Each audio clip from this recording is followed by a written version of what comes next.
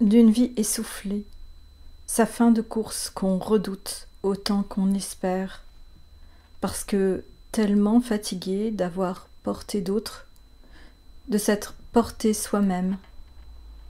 Tout ce qui a pesé et tout ce qui a compté d'allègement possible. Là où l'on atteint la limite de tous les cris poussés, de tous les chants, de tous les murs, de toutes les montagnes, de toutes les condamnations, de toutes les amertumes, de tous les amours. Quand on se cogne au vide et que la vérité nous explose au visage, le corps qu'on traîne dans les odeurs des uns, dans leurs regards, dans la curiosité d'autres corps ou dans le saisissement de la mort. Ce corps qui, chaque jour, réapprend l'envol avant même la marche. Ce qu'il veut, qui le sait, sinon survivre. Il arrive qu'on doive quitter, qu'on doive renoncer. On ne plie pas, on se retrouve comme dénudement premier.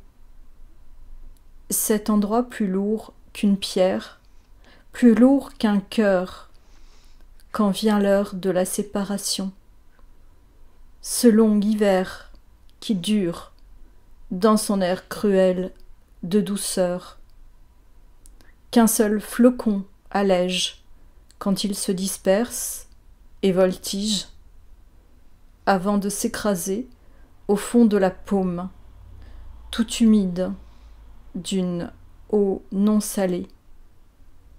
On s'est juré de ne pas pleurer les départs, mais l'œil n'en fait qu'à sa tête, ne réprime rien de ce qui fait loucher.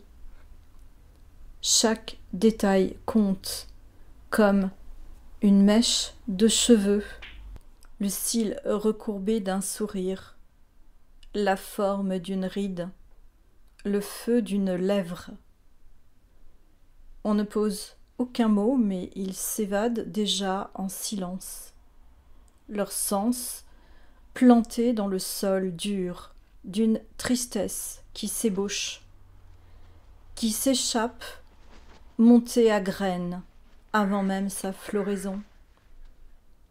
Pourtant, on croit dur comme fer, on croit au temps noir de l'oubli, autant qu'aux éternels retours.